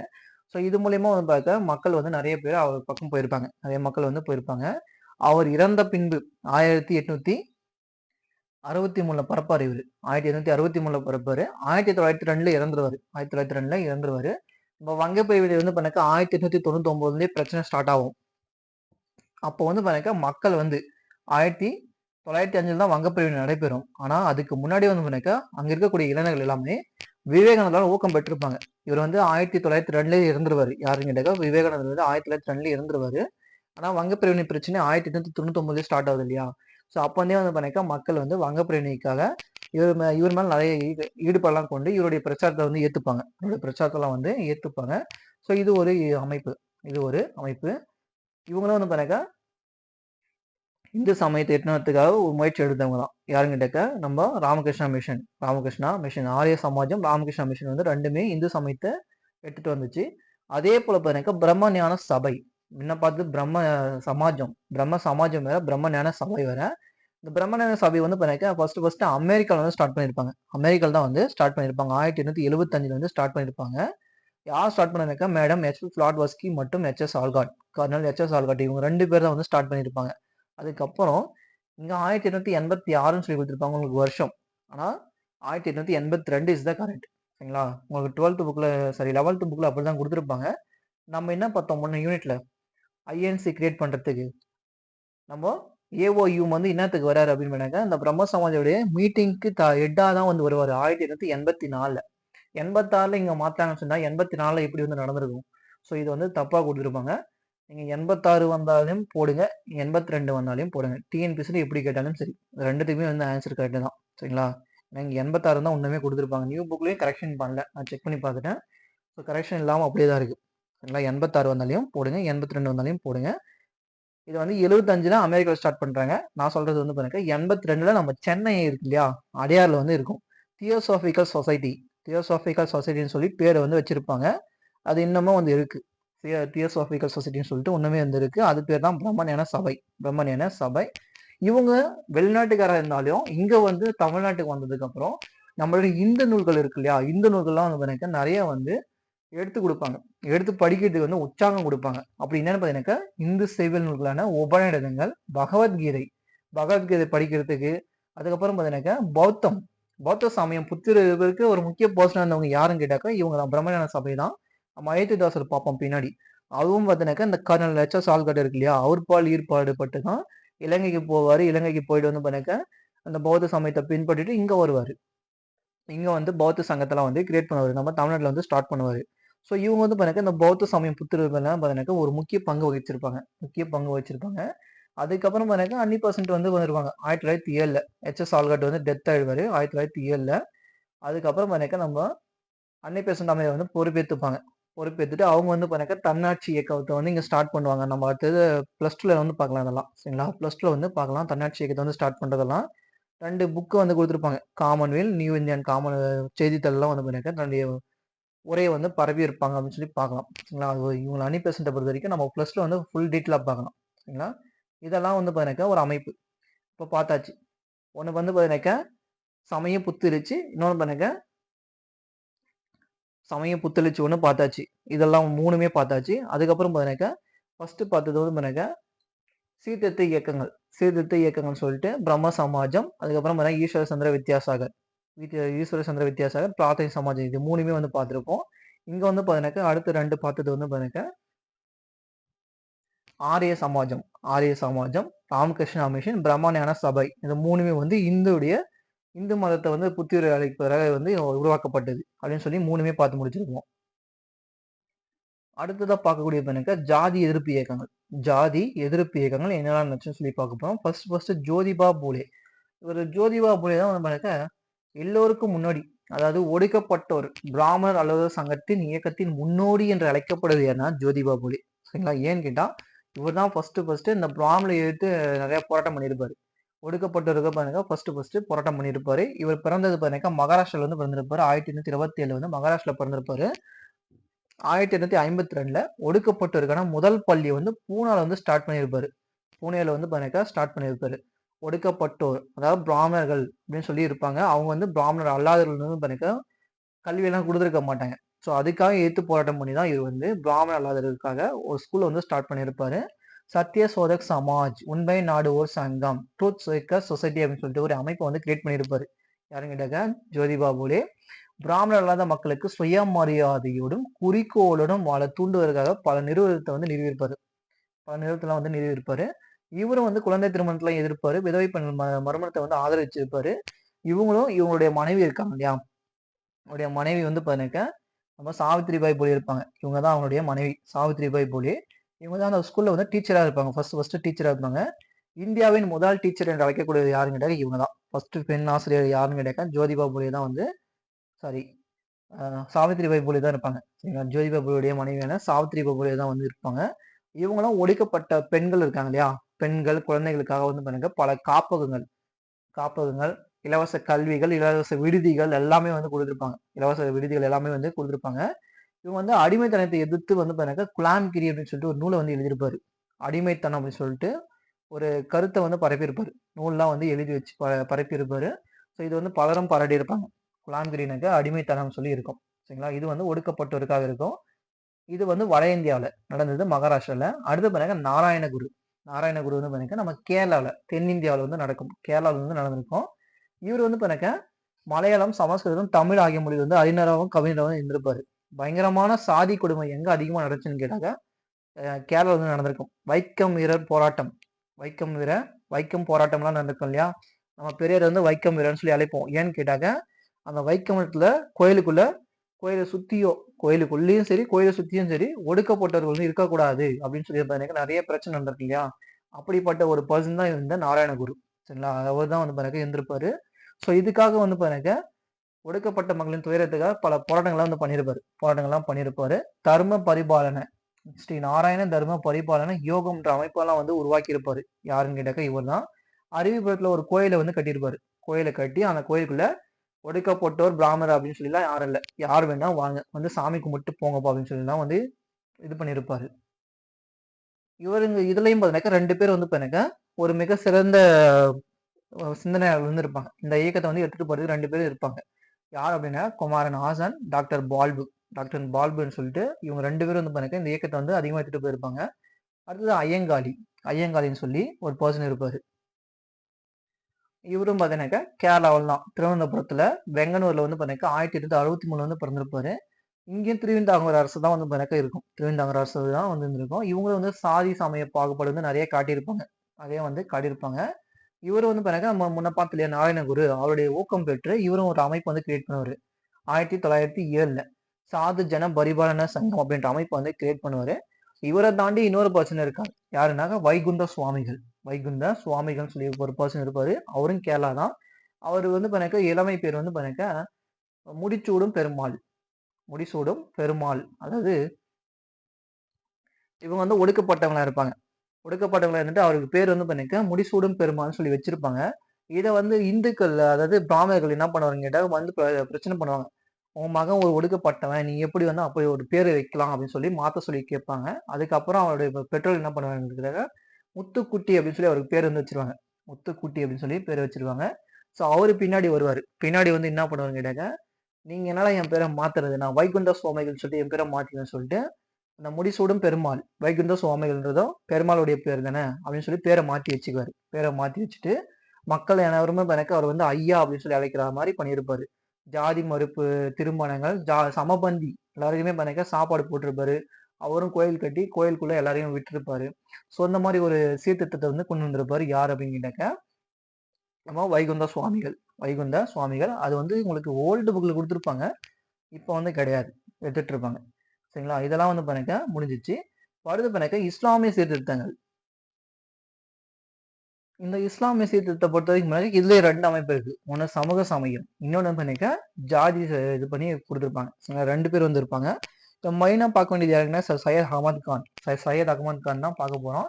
இவங்க வந்து பெருமுடிச்சு நடந்துச்சு இல்லையா? அந்த பெருமுடிச்சுக்கு அப்புறம் தான் பார்த்தீங்கன்னாக்கா ஆங்கில அரசை வந்து ஒரு தப்பான இடத்துல வந்து பார்க்க ஆரம்பிச்சிருவாங்க. தப்பான இடத்துல வந்து பார்க்க ஆரம்பிச்சிருவாங்க. ஏன்னா பெருமுடிச்சு நடந்தது வட இந்தியாவில் அதிகமாக நடந்திருக்கும். அப்போ முஸ்லீம்கள் தான் வந்து அதிகமா இருந்திருப்பாங்க. ஸோ அங்கதான் வந்து பார்த்தீங்கன்னா நிறைய நடந்ததுனால இதை வந்து யோசிச்சு பார்ப்பாங்க. நம்ம சர் சையத் அகமது கான் என்ன பண்ணாங்க, டெல்லியில வந்து பிறந்திருப்பாரு. டெல்லியில வந்து பிறந்திருப்பாரு. இவங்க என்ன பண்ணி நினைப்பாங்கட்டா, இந்த மக்கள் இருக்காங்க இல்லையா, அதாவது பாருங்க முஸ்லீம் மக்கள் இருக்காங்க இல்லையா, அவங்களுக்கு வந்து ஆங்கில கல்வி அறிவின்மை தான் வந்து பாருங்க மிகப்பெரிய தப்பா இருக்கு. அவங்களுக்கு வந்து கல்வி வந்து வேணும். அவங்க வந்து கல்வி வந்து கத்துக்கிட்டா அவங்க வந்து முன்னேறிடுவாங்க அப்படின்னு சொல்லி பாருங்க நிறைய போராட்டம் பண்ணிடுவாரு. யாருன்னு கேட்டா சர் சையத் அகமது கான் முஸ்லிம்களுக்கு கல்வி ஏத்துட்டு போகணும்னு சொல்லி நிறைய பிரச்சாரம் பண்ணுவாரு. ஆங்கில கல்வியெல்லாம் ஏத்துக்குங்க, ஆங்கில கல்வியெல்லாம் ஏத்துக்குங்க அப்படின்னு சொல்லிட்டு இவர் வந்து போராட்டம் பண்ணுவாரு. சையத் அகமது கான் வந்து போராட்டம் பண்ணுவாரு. ஸோ அரசு பணிகளுக்கெல்லாம் போங்க, கவர்மெண்ட்ல வந்து கொடுக்குற வேலைக்கெல்லாம் போங்க அப்படின்னு சொல்லி சொல்லியிருப்பாரு. அது மட்டும் இல்லாம ஆங்கில அறிவியல் நூல்கள்லாம் இருக்கு இல்லையா, அதை வந்து உருது மொழியில எழுதி டிரான்ஸ்லேட் பண்ணியிருப்பாரு. உருது மொழி, முஸ்லீமுடைய மொழி வந்து உருது மொழி தானே.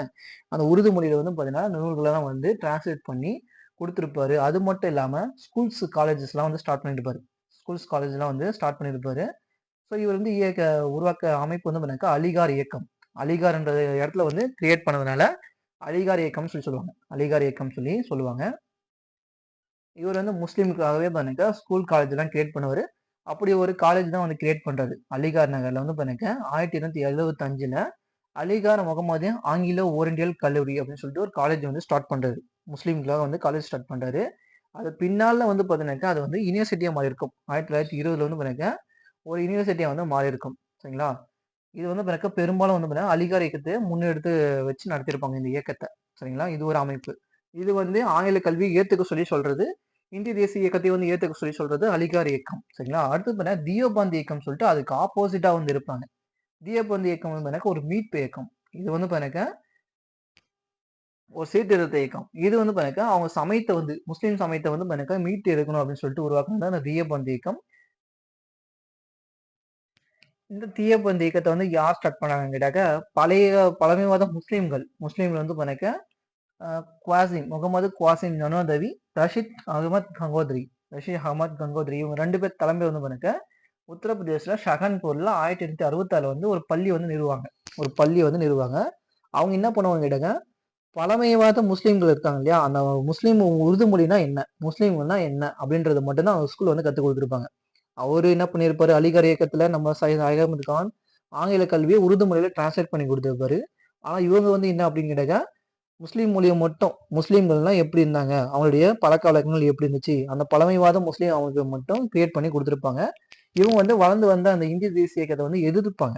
யார் அப்படின்னு கேட்டாக்க இந்த தியோபந்த் இயக்கத்தை ஆளுங்க வந்து எதிர்ப்பாங்க. சரிங்களா? மேல்நாட்டு கல்வியும் ஆங்கில கல்வி வந்து புறக்கணிச்சிருப்பாங்க. இவங்க வந்து ஏத்துக்க மாட்டாங்க. அதே சையத் அகமது கான் வந்து ஏத்துந்திருப்பாரு, இவங்க ஏத்துக்க மாட்டாங்க. ஆப்போசிட்டா வந்து இருந்திருப்பாங்க. சரிங்களா? இது வந்து ஒரு மீட்பெழுப்பு இயக்கம். மீட்டெடுப்பு இயக்கம் அப்படின்னு சொல்லி அதுக்கு தான் சொல்றது. அதுக்கப்புறம் பார்த்தீங்கன்னா புதிய தலைவரா இந்த தீயபதியின் புதிய தலைவர் வந்து மௌலானா முகமது ஹுல் ஹசன் அப்படின்னு சொல்லிட்டு ஒரு பர்சன் வந்து எடுத்துப்பாரு. அவர் வந்து பண்ணக்க இயற்பியலாளர்களின் அவை ஜமைத் உல் உலோமா அப்படின்னு சொல்லிட்டு பண்ணக்க உடைய கருத்துக்களை வந்து வெளியிட்டிருப்பாங்க. ஹசனுடைய கருத்துக்களை வந்து பண்ணக்க வெளியிட்டிருப்பாங்க. ஸோ இது வந்து ஒரு இது சீர்திருத்த இயக்கமா வந்து வந்திருக்கும். சரி, சமய புத்துணர்ச்சி இயக்கமா வந்து வந்திருக்கும். அடுத்தது பாசி சீர்திருத்த இயக்கம். பாசி சீர்திருத்த இயக்கத்தை பொறுத்த வரைக்கும் நம்ம முன்னே 12th ஃபர்ஸ்ட் யூனிட் பார்த்தோம் இல்லையா, பர்துஞ்சி நவராஜ் தாதாபாய் நவராஜ் பார்த்தோம் இல்லையா, அவர் வந்து என்ன பண்ணியிருப்பாரு, 2 இதழ் வந்து ஸ்டார்ட் பண்ணியிருப்பாரு. ஒன்று பண்ணக்க ராஷ்ட் கோப்தார் அப்படின்னு சொல்லிட்டு ஒரு பத்திரிகை வந்து ஸ்டார்ட் பண்ணியிருப்பார் இல்லையா, அதுவும் இந்தியாவின் குரல் அப்படின்னு ஒரு பத்திரிகை வந்து ஸ்டார்ட் பண்ணியிருப்பாரு. அவர் யார் அப்படின்னு கேட்டாக்கா, இந்த பர்துஞ்சி நவராஜ் இருக்கார் இல்லையா, பாசி சீர்திருத்த இயக்கத்தின் தலைவராக இருக்கக்கூடிய பர்துஞ்சி நவராஜ் அவருடைய பிரதர் தான் அவரு. சரிங்களா, இவங்க அமைப்பை தான் வந்து கிரியேட் பண்ணி எடுத்துட்டு போவாங்க. அவருடைய அமைப்பை தான் வந்து எடுத்துட்டு போவாங்க. இது எங்க கிரியேட் பண்ணாங்க, பம்பாயில வந்து கிரியேட் பண்ணிருப்பாங்க. பம்பாயில வந்து கிரியேட் பண்ணியிருப்பாங்க. ரஹனுமாய் மஸ்தானியன் சபா பாசிலின் சீர்திருத்த சங்கம் அப்படின்னு சொல்லிட்டு அமைப்பு வந்து கிரியேட் பண்ணுவாங்க. ராஷ்ட் கோப்தார் என்பது இதனுடைய முக்கிய தாரக மந்திரமா இருந்திருக்கும். ராஷ்ட் கோப்தார்னா உண்மை விளம்பி. அதே பேரு தான் பத்திரிகையை வந்து பண்ணக்க நம்ம தாதாபாய் நவராஜ் வந்து கிரியேட் பண்ணியிருப்பாருன்னு சொல்லி பார்த்துருப்போம். ஃபர்ஸ்ட் யூனிட்ல பார்த்தோம் இல்லையா அங்க. ஸோ இதுல வந்து பண்ணக்க இதுல ஒரு பர்சன் இருக்காரு, ஃபெரம்ஜி மல்பாரின்னு சொல்லி ஒரு பர்சன் இருக்காரு. குழந்தை திருமணத்துக்கு எதிராக வந்து இவரும் வந்து நிறைய போராட்டங்கள்லாம் பண்ணியிருப்பாரு. நிறைய போராட்டமெல்லாம் பண்ணி நிறைய இதெல்லாம் கொடுத்துட்டு வந்திருப்பாரு. இது ஒரு அமைப்பு வந்து வந்திருக்கும். இவங்க வந்து தொடக்க கால காங்கிரஸ்ல ஒரு முக்கிய பங்காற்றி இருப்பாங்க. சரிங்களா, இந்த பாரசி சீர்திருத்த இயக்கத்தை சேர்ந்தவங்க தான். நம்ம தாதாபாய் நவரோஜிலாம் இந்த அமைப்பை சேர்ந்தவர் தான். அடுத்தது பாத்தீங்க சீக்கியர்களுடைய சீர்திருத்த இயக்கம் வந்து ரெண்டு இருக்கும். ஒன்று நிரங்காரி, இன்னொன்று நாம்தாரின்னு சொல்லியிருக்கோம். ரெண்டுமே பஞ்சாப்ல வந்து கிரியேட் பண்ணிருப்பாங்க. சீக்கியர்கள் அப்படின்னாவே பஞ்சாப் தான். சரிங்களா, பஞ்சாப்ல வந்து இருக்கும். இதுல வந்து நிரங்கரி இயக்கத்தை வந்து நிறுவினாக்கா பாபா தயால்தாஸ் அப்படின்னு சொல்லி ஸ்டார்ட் பண்ணிருப்பாரு.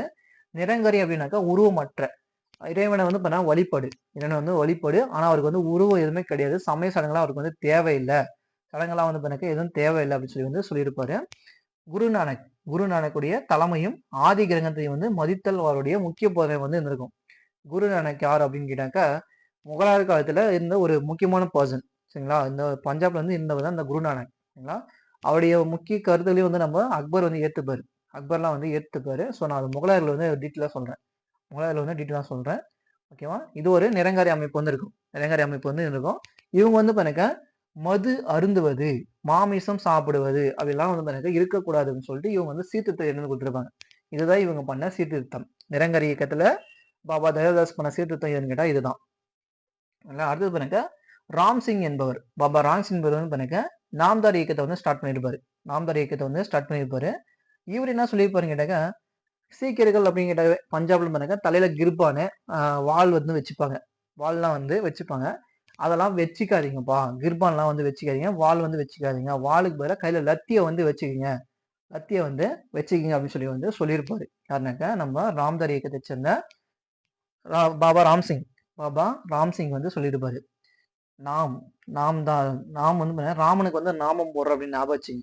அப்பதான் வந்து உங்களுக்கு வந்து மறக்காது. ஓகேவா, இது வந்து சொல்லியிருப்பாங்க. ஆணும் பெண்ணும் சமம், விதவை மனத்தை வந்து ஆதரிப்பது, வரதட்சணை முறை வந்து தடுக்கிறது, குழந்தை திருமணத்தை வந்து தடை செய்வது, இதெல்லாம் இவங்களுடைய முக்கிய சீர்திருத்தமா வந்து இருக்கும். ஆரிய சமாஜம், கிறிஸ்தவ சமயப்பிரபு நிறுவனங்கள் ஆகியவற்றின் செல்வாக்கு வளர்ந்து கொண்டிருந்த ஒரு சூழலில் சிங் சபா என்னும் அமைப்பு வந்து அமிர்தசரஸ்ல வந்து நிறுவப்பட்டிருக்கும். ஆரிய சமாஜம் 75 இல்லையா, 1875 வந்து நிரூபிப்பாங்க இல்லையா, அந்த அமைப்புல வந்து சிங் சபா அப்படின்ற ஒரு அமைப்பு வந்து அமிர்தசரஸ்ல, பஞ்சாப்ல இருக்கக்கூடிய அமிர்தசரஸ்ல வந்து நிறுவியிருப்பாங்க. அப்போ வந்து சீக்கிய மதத்தின் புனிதத்தை மீட்டெடுப்பதே சிங் சபாவின் முக்கிய குறிக்கோளாக அமைஞ்சிருந்தது. அதை வந்து இவங்களை வந்து பின்பற்றி இருப்பாங்க. இந்த சிங் சபா அமைப்பு தான் வந்து அகாலி இயக்கத்தின் முன்னோடி அப்படின்னு சொல்லி கொடுத்திருப்பாங்க.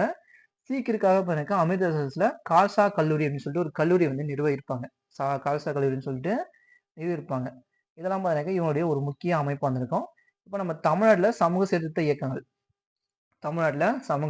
இயக்கங்கள்ல ஃபர்ஸ்ட் பார்க்கறது ராமலிங்க சுவாமிகள் வள்ளலார் அப்படின்னு சொல்லி அந்த ராமலிங்க சுவாமிகள். இவர் பிறந்த ஆண்டு 1823 to 1874 வந்து சிதம்பரத்துக்கு இருக்கக்கூடிய வடலூர்ல வந்து பிறந்திருப்பாரு. மருதூர்ல வந்து பிறந்திருப்பாரு. மருதூர்ல பிறந்திருப்பாரு. இவர் வந்து பண்ணாக்க இப்ப அவங்களுடைய அப்பா இருந்ததுக்கு அப்புறம் சென்னைக்கு போவாரு. சென்னைக்கு போயிட்டு அங்க வந்து ஃபேமிலியோட செட்டில் ஆயிட்டு இருப்பாங்க. சரி, அங்க வந்து செட்டில் ஆயிருப்பாங்க. இந்த நம்ம இப்ப இது பார்த்திருக்கோம் இல்லையா முன்ன யூனிட்ல ஒரிஷா பஞ்சம் 1866ன்னு சொல்லி பார்த்திருப்போம். 1866ன்னு சொல்லி பார்த்திருப்போம். அது அந்த ஒரிஷா வந்து நம்ம சென்னையும் வந்து அட்டாக் ஆயிருக்கும்னு சொல்லி பார்த்திருப்போம் இல்லையா? ஸோ அது மூலியமா தான் இவர் வந்து இந்த வடலூர்ல வந்து பாருங்க சத்திய தர்மசாலை வந்து ஸ்டார்ட் பண்ணுவாரு. சத்திய தர்மசாலை வந்து ஸ்டார்ட் பண்ணிருப்பாரு. இவர் என்ன சொல்றாரு பாருங்க, துயரப்படும் உயிரினங்களை பார்த்து இரக்கம் கொள்ளாதவர்கள் கல் நெஞ்சக்காரர்கள், அவர்களின் நேனம் மேகங்களால் மூடப்பட்டிருக்கும். ஒருத்தன் கீழே விழுந்தான்னு பார்த்தீங்கன்னாக்கா நம்மளாம் சிரிப்போம். அதுதான் அவர் வந்து குறிப்பிட்டு சொல்றாரு. துயரப்படும் உயிரினங்களை பார்த்து இரக்கம் கொள்ளாது. நம்ம வந்து இரக்கம் கொள்ள மாட்டோம். கீழே விழுந்தான்னு சொல்லிட்டு கை கொட்டி சிரிப்போம். அவங்கள தான் கல் நெஞ்சக்காரர்கள், அவர்கள் ஞானம் மேகங்களால் மூடப்பட்டிருக்குன்னு சொல்லி வந்து பாத்தீங்கன்னா இவர் வந்து குறிப்பிட்டு சொல்லியிருப்பாரு. அது மட்டும் இல்ல ஜீவகாரியம், செடி கொடி மீதெல்லாம் வந்து பாத்தீங்கன்னா அன்பு காட்டுவார் இவரு. யாரா நம்ம வளரல. ஸோ அதனால வந்து பாத்தீங்கன்னா இவருடைய அந்த செடி கொடி மீதெல்லாம் அன்பு காட்டுறது வந்து ஜீவகாரணியம் அப்படின்னு சொல்லுவாங்க. ஜீவகாரணியம் அப்படின்னு சொல்லி சொல்லுவாங்க. இவரும் வந்து பாத்தீங்கன்னா ஒரு அமைப்பு வந்து கிரியேட் பண்றாரு. என்ன அப்படின்னாக்கா சத் சமரச சமரத சுத்த சன்மார்க்க சங்கம். சாரி, சமரச வேத சன்மார்க்க சங்கம். சமரச வேத சன்மார்க்க சங்கம் சொல்லிட்டு 1865 கிரியேட் பண்ணுவாரு. அந்த ஒரிஷா பஞ்சம் இருக்கு இல்லையா, அதுக்கு முன்ன வருஷம் 1865ல சமரச வேத சன்மார்க்க சங்கம் அப்படின்ற ஒரு அமைப்பு வந்து கிரியேட் பண்ணுவாரு. அது பின்னால வந்து பாத்தீங்கன்னா அந்த வேதன்றது கட்டாயி சமரச சுத்த சன்மார்க்க சங்கம், சத்திய சங்கம் அப்படின்னு சொல்லி கிரியேட் ஆகும். சத்திய சங்கம்னு சொல்லிட்டு பேர் வந்து மாற்றப்பட்டிருக்கும். நம்ம ஒரிசா பஞ்சம் 1866ன்னு சொல்லி பார்த்தோம் இல்லையா, அது தென்னிந்தியாவில் வந்து ஏற்பட்டிருக்கும். அந்த கணக்கில் கொண்டுதான் 1867 அடுத்த வருஷமே வந்து பார்த்தீங்கன்னா ஜாதி எல்லையில தான் இந்த ஜாதிகார் தான் வந்து சாப்பிடணும், அந்த ஜாதிகார் தான் வந்து சாப்பிடணும்லாம் கிடையாது. யார் வேணா வந்து சாப்பிடுன்னு சொல்லிட்டு இன்ன வரைக்குமே நடந்துட்டு இருக்கு அந்த வடலூர்ல. வடலூர் வந்து இன்னுமே வந்து நடந்துட்டு இருக்கு. ஒரு சத்திய தர்மசாலை வந்து கிரியேட் பண்ணியிருப்பாரு. உணவகத்தை வந்து கிரியேட் பண்ணியிருப்பாரு. இதுதான் அந்த வடலூருக்குரிய சத்திய ஞான சபா. இன்ன வரைக்குமே நடந்துட்டு இருக்கு. இவர் என்ன சொல்றாரு பாருங்க, நாட்டுல நிலவிருக்கும் பசி வறுமைக்கு ராமலிங்கர் சாட்சியா இருந்தார். பசியினால் இழைத்து போன மிகவும் சோர்வுற்ற ஏழை மக்கள் ஒவ்வொரு வீட்டிலும் செல்வதை நான் பார்த்தேன். இருந்தும் அவர்கள் பசி போக்கப்படவில்லை என என் இதயம் வந்து கடுமையாக வேதனைப்படுகிறது. கடுமையான நோயினால் வேதனைப்படவில்லை எனக்கு முன்பாக பார்க்கிறேன். என் இதயம் நடுங்குகிறது. ஏழைகளாகவும் இணையில்லாத நன்மதிப்பும் கலைப்படைந்த இதயத்தையும் கொண்டுள்ள அம்மக்களை நான் பார்க்கிறேன். நான் பலவீனம் அடைகிறேன் சொல்லியிருப்பாரு. அந்த பசியில வந்து அந்த உண்மையிலே பசி தாங்க கொடுமை. பசியில வந்து பார்த்தா உடம்பெல்லாம் நெளிஞ்சு போய் பசிக்காக எவ்வளவு கஷ்டப்படுவாங்க. அதெல்லாம் பார்த்தா எப்படி இருக்கும்? அதே போலதான் உங்களுக்கும் நான் சொல்றேன். கையில காசு இருந்தா யாருக்காவது தயவு செஞ்சு ஒரு சாப்பாடு உங்களால முடிஞ்சா வாங்கி கொடுங்க. எவ்வளவோ செலவு பண்றீங்க. ஒரு ₹50 கொடுத்து சாப்பாடு வாங்கி கொடுங்க. சரிங்களா? அடுத்து பார்த்தீங்கன்னாக்கா அயோத்திதாசர். அயோத்திதாசர் 1845 டு 1914 வரைக்கும் இருந்திருப்பாரு. இவர் வந்து பார்த்தீங்கன்னா ஒரு தீவிர தமிழ் அறிஞர், சித்த மருத்துவர், பத்திரிகையாளர், சமூக அரசியல் செயல்பாடல் அப்படின்னு சொல்லிட்டு பன்முகத்தன்மை கொண்டவர். யாருனாக்கா நம்ம அயோத்திதாசன் வந்து பன்முகத்தன்மை கொண்டவர் வந்திருப்பாரு. சாப்பாடுன்றது நீங்களா வாங்கி கொடுங்க. சரிங்களா? அவங்க கிட்டே காசு கொடுக்காதீங்க.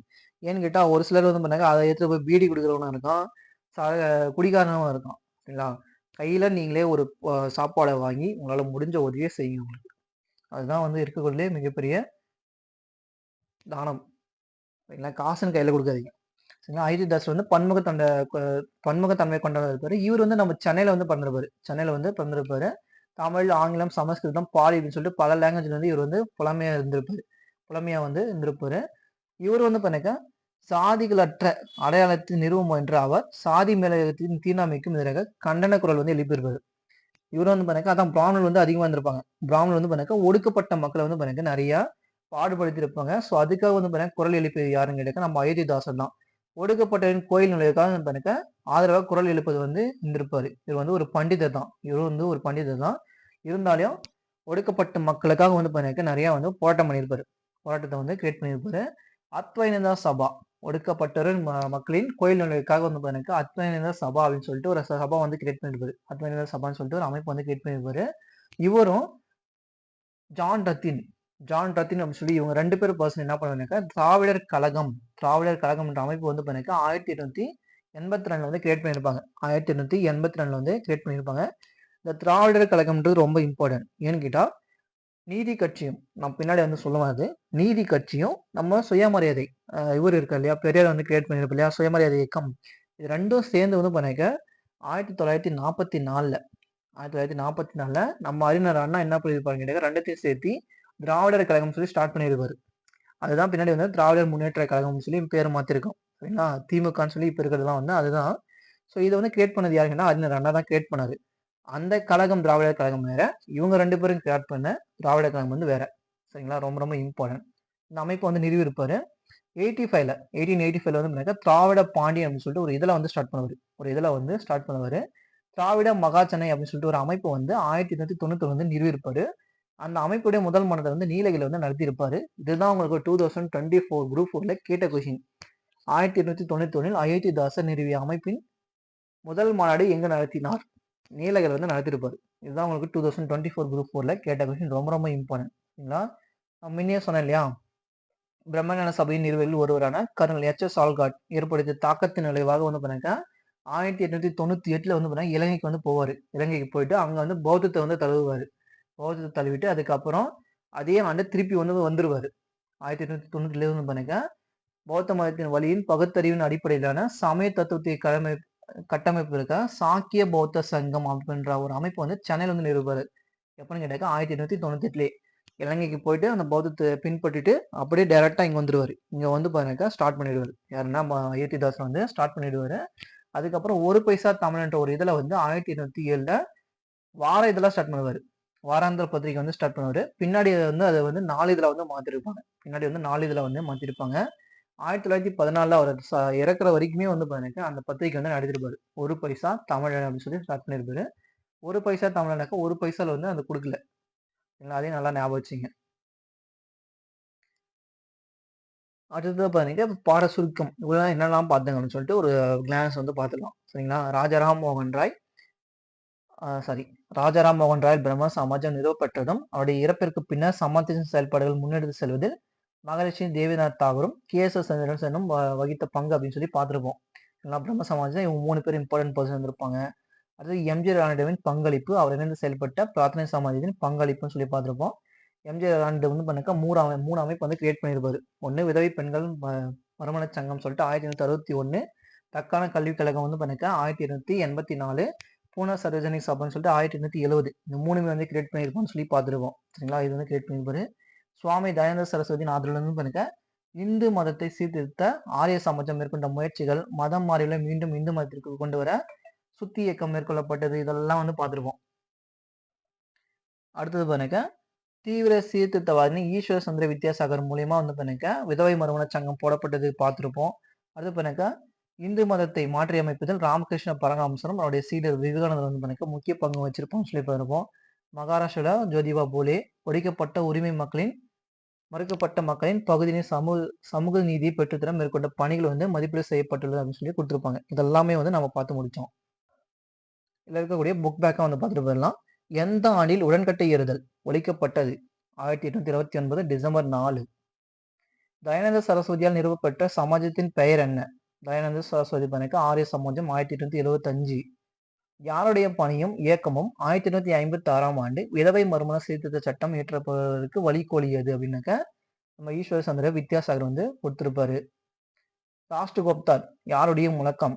ஃபாசிலுடைய முக்கிய இயக்கம் வந்து ராஷ்டிரகோப்தார். நாம்தாரி இயக்கத்தை உருவாக்கியவர் யார்? பாபா, அதாவது ராமன் வந்து பார்த்தீங்கன்னா நாம் போட்டிருப்பான் அப்படின்னு சொல்லி சொன்னோம் இல்லையா? விதவை மறுமண சங்கத்தை ஏற்படுத்தியவர் யார்? விதவை மறுமண சங்கத்தை ஏற்படுத்தியவர் எம்.ஜி. ரானடே, மகாதேவ் கோவிந்த ரானடே. சத்யார்த்த பிரகாஷ் என்ற நூலின் ஆசிரியர் யார் அப்படின்னு பார்த்தீங்கன்னா நம்ம சுவாமி தயானந்த சரஸ்வதி தான் சத்யார்த்த பிரகாஷ் சொல்லி நூலை வந்து கிரியேட் பண்ணியிருப்பாருன்னு சொல்லி பார்த்தோம். அடுத்தது கோடிட்ட இடங்களை நிரப்புக. டேஷ் சமரச வேத சன்மார்க்க சங்கத்தை நிறுவினார். நம்ம வள்ளலார் வந்து நிறுவியிருப்பாரு. பூனே சரோஜனி சபாவை நிறுவர் யாருன்னு கேட்டாக்கா நம்ம ஜோதிபா போலே. குலாம்கிரி நூலை எழுதியவரும் யாருன்னு கேட்டாக்கா பூனே சரோஜனி சபா வந்து பண்ணிக்க நம்ம எம்.ஜி. ரானடே வந்து நிறுவியிருப்பாரு. குலாம்கிரி நூலை வந்து எழுதியவர் யாருன்னு கேட்டாக்கா நம்ம ஜோதிபா போலே வந்து எழுதியிருப்பாரு. அடிமைத்தனம்ன்ற நூலை வந்து எழுதியிருப்பாரு. ராமகிருஷ்ணா மிஷன் டேஸால் நிறுவப்பட்டதுன்னு கேட்டாக்க ராமகிருஷ்ணா மிஷனை வந்து நரேந்திர தத், அதாவது சுவாமி விவேகானந்தர் வந்து நிறுவியிருப்பாரு. டேஷ் அகாலி இயக்கத்தின் முன்னோடி. சிங் சபாவே தான் அகாலி இயக்கத்தின் முன்னோடியை வந்து அமைப்பா இருந்திருக்கும். ஒரு பைசா தமிழன் பத்திரிகையின் துவக்கியவர் யாருன்னு கேட்டாக்க நம்ம அயோத்திதாச பண்டிதர் வந்து இருப்பாரு. உங்களுக்கு வந்து பார்த்தீங்கன்னா இந்த மாதிரி கொஸ்டின் தான் டிஎன்பிஎஸ்சியில் கேட்பாங்க சரிங்களா. அதாவது பார்த்தீங்கன்னா இப்போ சரியான குற்றை தேர்ந்தெடுன்னு சொல்லி கொடுத்துருக்கோம் இல்லையா, இந்த மாதிரி கொஸ்டின் தான் வந்து கேட்பாங்க. இந்த 2025 குரூப் 4 உங்களுக்கு இப்படி தான் இருக்க போகுது எனக்கு தெரிஞ்சு. ஏன்னா தமிழ் வந்து ஈஸி பண்ணிட்டான். கண்டிப்பாக ஜிகேல கை வைக்கிற மாதிரி தான் இருக்கும். ஜிகே இப்படி தான் உங்களுக்கு வரப்போகுது. ஸோ இந்த மாதிரி கொஷின் உங்களுக்கு வேணுமா வேணாமான்னு சொல்லி சொன்னால் நான் கொஷின் வந்து ரெடி பண்ணுறேன். ஆல்ரெடி ரெடி பண்ணது இருக்குது. தமிழ் மட்டும் எடிட் பண்ணணும். வேணும்னு சொன்னால் நான் எடிட் பண்ணுறேன். அப்படி இல்லைனாக்கா என்ன கிடையாது, கிளாஸ் மட்டும் கொடுத்து நான் அமைதியாயிருவேன் சரிங்களா. ராஜாராம் மோகன் ராய் ஒரு கடல் கொடுப்பதை போதித்தார். கரெக்டு தான். அவர் உருவ வழிபாட்டை ஆதரித்தார்னு சொல்லிடுறேங்க. அவர் வந்து உருவ வழிபாட்டை ஆதரித்தாரா அப்படிங்கிறத கிடையாது. உருவ வழிபாடெல்லாம் வந்து பண்ணாக்க அவர் வந்து ஆதரிக்கல. உருவ வழிபாடே கிடையாது அப்படின்னு சொல்லி தான் சொல்லியிருப்பாரு. ஸோ அது வந்து தவறு. சமூக தீமைகளை கண்டனம் செய்வதை எதிர்த்து அவர் சிற்றேடுகளை வெளியிட்டார். ஆமா, சிற்றேடுலாம் வந்து வெளியிட்டிருப்பாரு. ஸோ 1, 3 மட்டும் சரி. 1, 3 மட்டும் வந்து சரி. 2வது வந்து தவறு. பிரார்த்தனை சமாஜம் டாக்டர் ஆத்மாராம் பாண்டுரங்கால் நிறுவப்பட்டது. 1867 கரெக்டு தான். இந்த சமாஜத்தின் அனைத்து சாதிகளும் பங்கேற்கும் சமபந்திகளையும் சாதி கலப்பு திருமணங்களையும் ஊக்குவித்தது அப்படின்னு சொல்லி கொடுத்துருப்பாங்க. ஆமா, இதுவும் வந்து கரெக்டு தான். அடுத்த கொஸ்டின், ஜோதிபா போலே ஆண்களின் மேம்பாட்டிற்காக பணியாற்றினார். பெண்களின் மேம்பாட்டுக்காக வந்து பணியாற்றி இருப்பாரு. ஸோ இது வந்து தவறு. பிரார்த்தனை சமாஜம் பஞ்சாபை பிறப்பிடமாக கொண்டது. பிரார்த்தனை சமாஜம் என்பது ஆத்மராங் பாண்டுரங்கள் வந்து மகாராஷ்டிராவில் வந்து கிரியேட் பண்ணியிருப்பாங்க. பஞ்சாப் வந்து கிடையாது. ஸோ 1, 2 மட்டும் வந்து சரி. 1, 2 மட்டும் சரி. குறிப்பிட்டு 1 மணி நேரத்துக்கு மேலே கிளாஸ் தொடர்ந்து எடுத்துட்டு இருக்கேன். தண்ணி கூட குடிக்கல. அந்த அளவுக்கு தொண்டை வந்து வறட்சியாவது குதலுது. நீங்கள் எப்படி படிக்கிறீங்கன்னு சொல்லி தெரியல. உங்களுக்கு பிடிச்சிருக்கா என்னன்னு சொல்லி எனக்கு தெரியல. ஏதாச்சும் ஒரு கமெண்ட் பண்ணுங்க. எனக்கு புரியுது புரியல அப்படின்னு சொல்லிட்டு கமெண்ட் பண்ணுங்க. ராமகிருஷ்ணா மிஷன் கல்வி. ராமகிருஷ்ணா மிஷன் கல்வி உடல் நலம், பேரிடரின் போது நிவாரண பணி செய்தல் போன்ற சம பணியில் செயலாக்கத்துடன் ஈடுபட்டது. ஆமான்னு சொல்லி சொன்னேன். எங்க ஊர்ல கூட இருக்குன்னு சொல்லி சொன்னேன். பேரின்ப நிலை எய்தும் பழக்கங்களின் மூலம் ஆன்ம ரீதியாக இறைவனோடு இணைவதை ராமகிருஷ்ணா வலியுறுத்தினார். ஆமா, பேரின்பங்கள் மூலியமா வந்து பாருங்க கடவுளை வந்து இணைய முடியும் சொல்லி சொன்னாரு. ராமகிருஷ்ண மிஷனை ஏற்படுத்தினா சொல்லிடுங்க. சுவாமி விவேகானந்தர் தான் வந்து கிரியேட் பண்ணிடுவாரு. விவேகானந்தர் தான் வந்து கிரியேட் பண்ணியிருப்பாரு. இவர் வந்து கிரியேட் பண்ண கிடையாது. ஸோ 1 டேர்ம் வந்து சரி, 3rd வந்து தப்பு. ஓகேவா? அதான் கொஸ்டின் வந்து முடிஞ்சதுன்னு நினைக்கிறேன். சரி, இன்னொரு கொஸ்டின் இருக்கா? கூற்று, ஜோதிபா போலே ஆதரவற்றோருக்கான விடுதிகளையும் விதவைகளுக்கான காப்பங்களையும் வந்து திறந்திருப்பார். கரெக்டு தான். காரணம், ஜோதிபா போலே குழந்தை திருமணத்தை ஆதரித்தார். குழந்தை திருமணத்தை எதிர்த்தார். விதவை மறுமணத்தை ஆதரித்தார். இதுவும் வந்து சரிதான். ஆனா கூற்றுக்காரம் 2ம் சரிதான். சரியாக ஏதாவது பொருத்தம் இருக்கா அப்படின்னு கேட்டாக்கா பொருத்தம் வந்து கிடையாது. ஆனா இவங்க வந்து பாத்தீங்கன்னாக்கா கூற்று சரி, ஆனால் காரணம் வந்து கூற்றுக்கு பொருத்தம் இல்லை. 2மே வந்து சரிதான். இதுக்காக தான் அந்த காரணம் வருதா, அந்த கூற்று வருதான்னு கேட்டா கிடையாது. சரிங்களா, இது வந்து தப்பு. அடுத்து பொறுத்துக. ஒரு பைசா தமிழன். ஒரு பைசா தமிழன் என்பது ஒரு பத்திரிகை. திருவருட்பா என்பதற்கா ஜீவகாரண்யம் பாடல்கள் வளராது. பாபா தயால்தாஸ் வந்து பாத்தீங்கன்னா நிரங்கரி இயக்கத்துடைய தலைவர். ஈஸ்வர சந்திர வித்யாசாகர் வந்து பாத்தீங்கன்னா விதவை மறுமண சட்ட இயற்றத்துக்கு ஒரு பாடுபட்டு இருப்பாரு. தேவேந்திரநாத் தாகூர் வந்து பாத்தீங்கன்னா ஆதி பிரம்ம சமாஜத்தின் தலைவராக வந்து இருந்திருப்பாரு. ஓகேவா? ஸோ தேங்க்யூ ஃபார் வாட்சிங். தேங்க்யூ.